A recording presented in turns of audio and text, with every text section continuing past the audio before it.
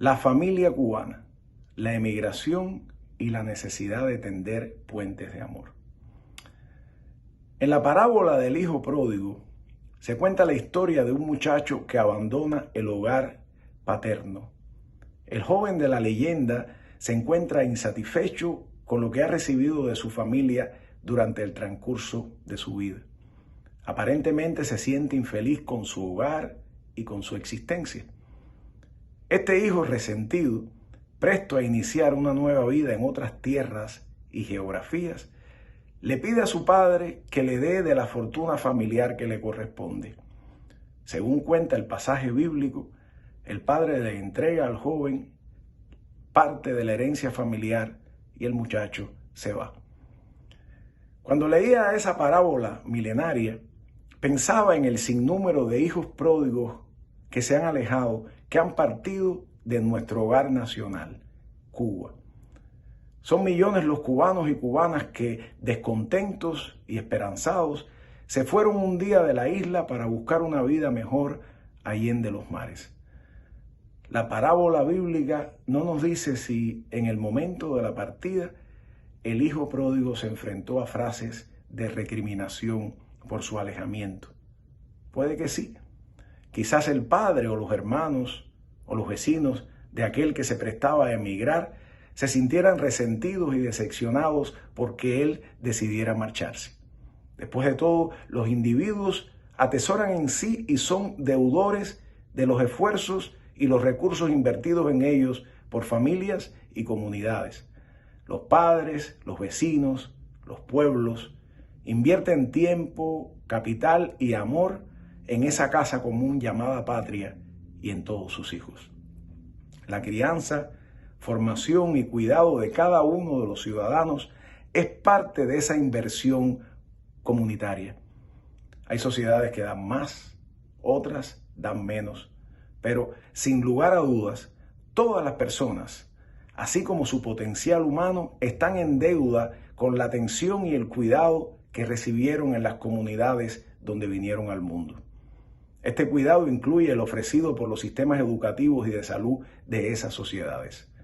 Visto así, pudiera ser entendible el disgusto que se generaría entre los que se quedaron ante la partida del que abandonó el hogar materno contado en aquel pasaje bíblico. La familia, la comunidad y hasta el país pudieran haberse sentido traicionados y catalogar de ingrato al que se iba. Los vecinos, impulsados por la ira, el despecho, la incomprensión, pudieran haberle gritado al que partía, que se vaya, o lárgate, o no te queremos. En este hogar nacional que se llama Cuba, muchos de los hijos pródigos que un día se fueron del país, también partieron precedidos del encono y la reprimenda. Aunque han pasado décadas, todavía recuerdo algunas de aquellas frases de cuando yo era niño. Hubo un tiempo en que expresar el deseo de emigrar de Cuba podía conllevar repulsas. En muchos casos, si algunos mostraban la intención de partir en busca de una vida mejor en otras tierras, la reacción entre amigos, vecinos y hasta familiares era de rechazo y encono. Yo soy testigo de esas experiencias. Yo las viví. En 1988 traté de irme de Cuba en una balsa. Por aquel intento fallido de salida, fui a parar a la cárcel por un año. Al salir de la prisión, mi condición de cubano que había tratado de emigrar ilegalmente me generó ostracismo social y provocó que yo fuera mal visto por muchos. Este rechazo se tradujo en falta de oportunidades a la hora de buscar empleo y en la ruptura de relaciones personales. Fue una época triste para mí. En aquellos tiempos a veces me sentía como un paria. Afortunadamente, hoy día la percepción social acerca del que emigra ha cambiado. En la actualidad, intentar emigrar y buscar mejores oportunidades de vida en otras tierras es cada vez más normal y hasta se ha convertido para algunas familias en un logro de alguno de sus miembros o de su totalidad. En la actualidad, tratar de emigrar del país en una balsa o de forma irregular no conlleva el estigma o las sanciones penales que acarreaba en el pasado. Por décadas A aquellos que partieron no se les permitía regresar. Hoy día, los que se van, en su mayoría, pueden retornar a Cuba sin grandes trabas o inconvenientes. Los emigrados también pueden gozar de doble residencia, tener derechos simultáneamente en Cuba y en el país al que emigraron. Antes, los que se iban frecuentemente eran considerados enemigos. Hoy día, repito, esa percepción ha cambiado. Quiero creer que en Cuba las recriminaciones para aquellos que desean buscar nuevos horizontes son cosas cada vez más del pasado. Esta reflexión no intenta culpar ni buscar chivos expiatorios. No pretendo aquí reabrir viejas heridas, ni azuzar rencores, ni recuerdos tristes. Los pueblos no deben perder el tiempo rumiando los errores del pasado, ni hurgando constantemente en los infortunios y tropiezos de las etapas y las generaciones que nos precedieron. Cada hecho, cada acción, buena o mala, fue el resultado de una realidad y de un momento histórico. Entender la historia de Cuba, que es en buena medida el drama de la familia cubana, implica reflexionar con benevolencia y comprensión acerca de los que nos antecedieron. Recapitular sobre el pasado debe incluir el recordar con amor a todos los cubanos de ayer y de hoy y agradecerles. Martí decía que los hombres no pueden ser más perfectos que el sol y que incluso el sol tiene manchas. Nuestros padres y abuelos cometieron errores, pero debemos recordarlos con cariño y agradecimiento porque, como dijera el apóstol cubano, el bien que hicieron fue más que sus faltas. Cuando miramos atrás para explorar el pasado, hay que señalar con ojo crítico las manchas. Sí, hay que tenerlas en cuenta, pero hay que fijar la vista más que todo en la luz, pues esta es siempre imperecedera. Es importante estar atento a las heridas, especialmente aquellas que no han sanado del todo.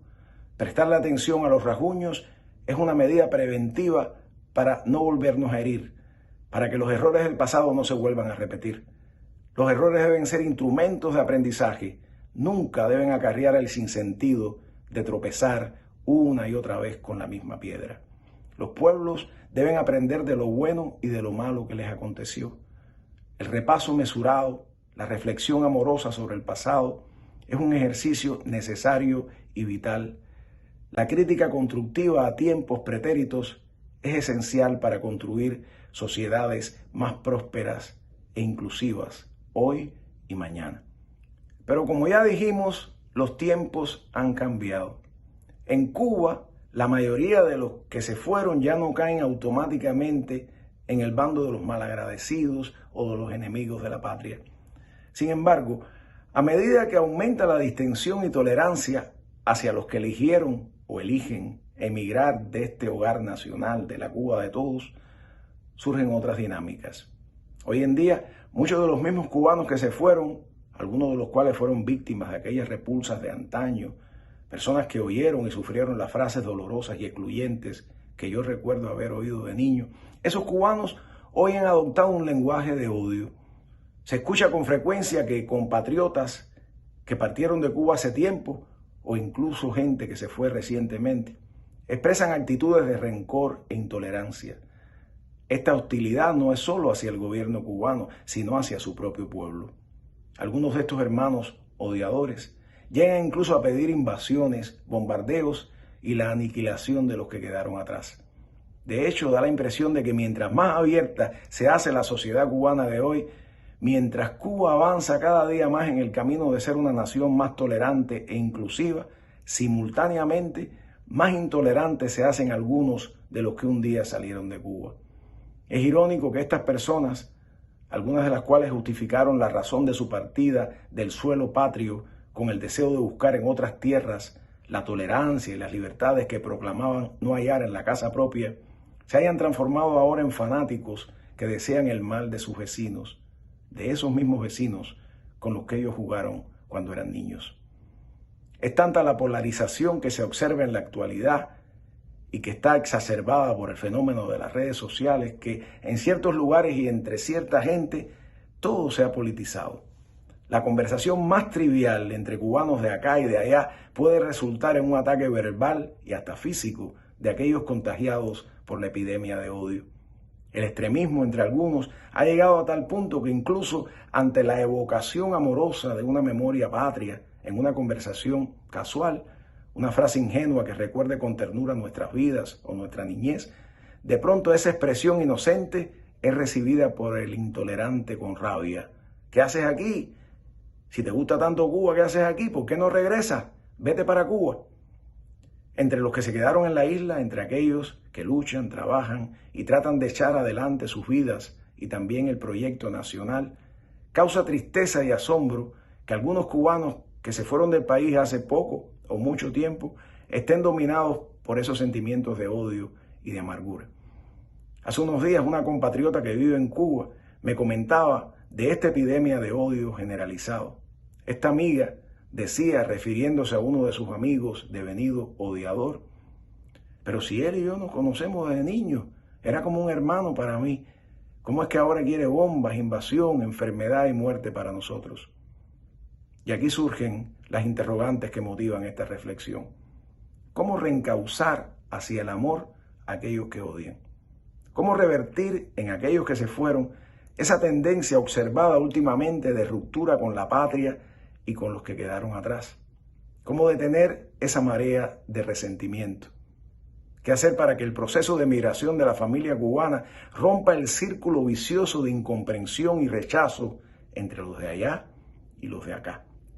¿Cómo contribuir a que el fenómeno de la emigración, normal en muchas sociedades y tan antiguo como la humanidad, sea para la familia cubana un proceso natural y orgánico y se convierta en una dinámica generadora de desarrollo y felicidad para los cubanos donde quiera que estén? ¿Cómo sanar estas heridas que laceran el alma de la patria? La familia cubana, que es el pueblo dentro y fuera de Cuba, tendrá que enfrentar con realismo y valentía estos fantasmas que nos han perseguido por décadas y que hoy cobran nueva vida. Tendremos que hacer frente a esa obstinada realidad con creatividad, pero sobre todo con humanismo y amor.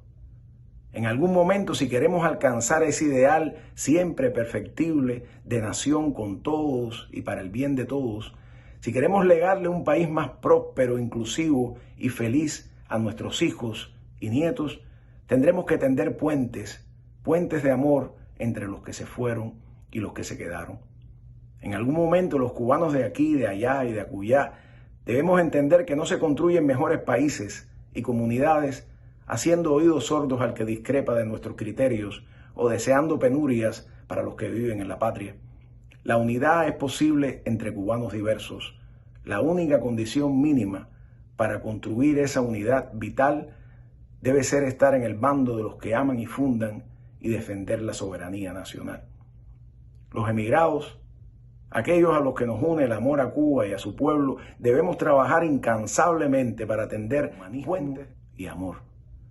En algún momento, si queremos alcanzar ese ideal siempre perfectible de nación con todos y para el bien de todos, si queremos legarle un país más próspero, inclusivo y feliz a nuestros hijos y nietos, tendremos que tender puentes de amor entre los que se fueron y los que se quedaron. En algún momento los cubanos de aquí, de allá y de acullá debemos entender que no se construyen mejores países y comunidades haciendo oídos sordos al que discrepa de nuestros criterios o deseando penurias para los que viven en la patria. La unidad es posible entre cubanos diversos. La única condición mínima para construir esa unidad vital debe ser estar en el bando de los que aman y fundan y defender la soberanía nacional. Los emigrados, aquellos a los que nos une el amor a Cuba y a su pueblo, debemos trabajar incansablemente para tender puentes de amor entre todos los cubanos. Debemos batallar en nuestras comunidades y en nuestros países de residencia para contrarrestar la marea de odio. A aquellos que están atrapados por la desinformación y el resentimiento, debemos educarlos en la idea de que la única alternativa provechosa y posible para nuestras familias y para la patria, madre de todos, es el amor. Es urgente iniciar una dulce ofensiva, un tsunami de respeto, cooperación y entendimiento entre los que se fueron y los que se quedaron. El gobierno cubano y las instituciones en la isla deben de continuar diseñando e implementando políticas encaminadas a estrechar la relación entre la nación y los que partieron o los que están por partir. Estas políticas deben de estar sustentadas en la comprensión, la flexibilidad y el amor. El castigo, la separación forzosa y las trabas de cualquier índole solo generan incomprensión y resentimiento. Los gobernantes y líderes del país deben de entender que la patria es una gran familia a la que todos pertenecemos. Y si Cuba es la gran familia, los gobernantes de hoy y de mañana deben ser padres amorosos de todos los cubanos. Como padres de millones de ciudadanos, esos líderes tienen la responsabilidad de educar, proveer oportunidades y abrirle puertas no solo a los hijos que se quedan en casa, sino a cada hijo extraviado o errante que regrese. Gobernante en un pueblo nuevo quiere decir creador, dijo Martí. El gobernante en la Cuba inclusiva y amorosa que soñamos debe ser también padre amoroso de todos los cubanos. Yo soy el hijo pródigo. Yo emigré de Cuba hace 3 décadas. Entre las razones que me hicieron emigrar estuvieron el deseo de vivir una vida mejor y de acceder a oportunidades que no encontraba en mi patria. Como muchos de los hijos hoy en día, hace muchos años yo también odié. Por eso sé que del odio se puede regresar. Yo sé que a todos en algún lugar nos habita la ternura. Yo también estuve ciego, pero pude ver. Me alejé creyendo que mi isla era el peor país del planeta. Pero en mi viaje por el mundo descubrí que Cuba es una tierra maternal y bondadosa. Lo que me abrió los ojos, lo que me hizo reencontrar el sendero de amor a la madre patria, fue el descubrir que en mi viaje de retorno a casa, Cuba me esperaba con los brazos abiertos. Lo que aniquiló el odio y restauró el amor fue la dulzura de ese momento. La familia que un día abandoné, mi nación, ni me reprochó ni me rechazó, sino que me recibió con un abrazo. Como en la parábola del hijo pródigo, cuando regresé a mi pueblo hubo guateque, y juraría que en el momento del reencuentro, incluso escuché aquellas palabras santas, antiguas, pero vigentes, retumbando desde la lejanía de los siglos, el mensaje lanzado en la parábola bíblica por aquel padre y revivido por cada familia en cada hogar al que regresa un hijo extraviado.